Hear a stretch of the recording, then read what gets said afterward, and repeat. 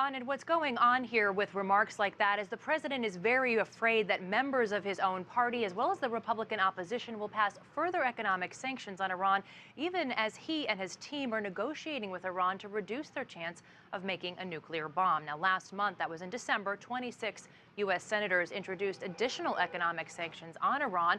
Obama has invited members of both parties to stop additional sanctions. But last night, we talked to members of both parties who say the sentiment is still strong on Capitol Hill to toughen sanctions against Iran. I think that he feels very close to a resolution. So I think that he's asking for that space. And in absence of that, he's saying, if you do something, I want to show the world and our partners that I'm serious and I will veto it. There is bipartisan support to impose additional sanctions. The House has already passed legislation, and my understanding is the Senate actually may pass something. And so I think the president might be a little nervous about that, and he wanted to lay a line, draw a line in the sand against that. So, Jessica, Iran was the highlight of Obama's remarks on American foreign policy in this particular speech. But what about the rest of the Middle East? Well, interestingly enough, we heard nothing about Egypt, a former close ally of the United States, which is now, as we know, in crisis, but on Syria, where the U.S. has invested heavily on foreign policy and also has a naval ship on its way to help destroy that nation's chemical weapons.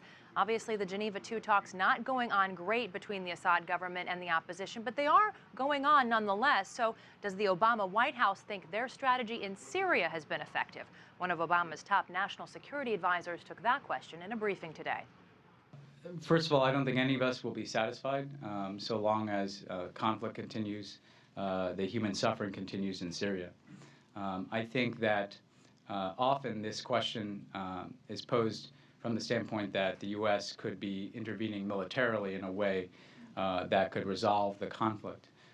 And frankly, it's been our assessment that not only would there be huge costs and consequences associated with a U.S. military action, but ultimately, that wouldn't resolve the underlying political differences that have led to the conflict that has continued for the last several years.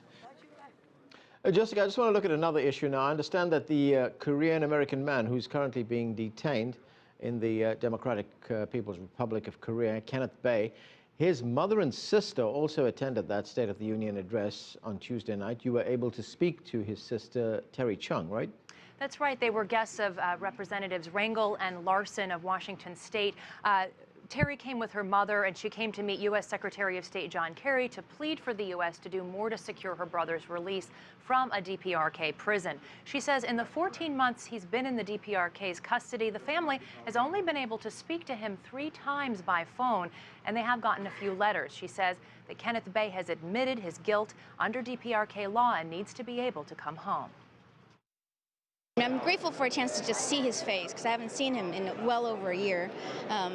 But, he's a very kind of cheerful, lively, and very fun-loving person. So, I can see the 15 months of imprisonment taking a toll, and I can see that in his eyes, and there's distress for sure. And, I'm worried about him. He's been in the hospital since August after 3 months of hard labor.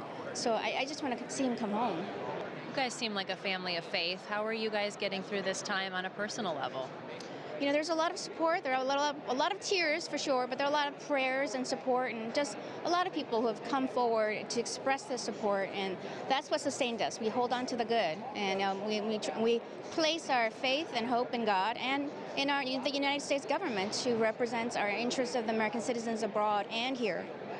Have you thought about reaching out to Chinese leaders or Japanese leaders or South Korean leaders in the hopes that they too could help bring pressure to bear? We're reaching out to all leaders in powerful positions that we have influence to advocate for Kenneth's release. But we know that ultimately it has to come from the United States government to represent this American. Bae's family says he has a heart problem, and they're very concerned about the possibility of him returning to a labor camp in the DPRK. Terri Chung told me Bae is her big brother, and she would do anything to have him tease her again like he did when they were kids. Anand? Thanks, Jessica. Jessica Stone there reporting.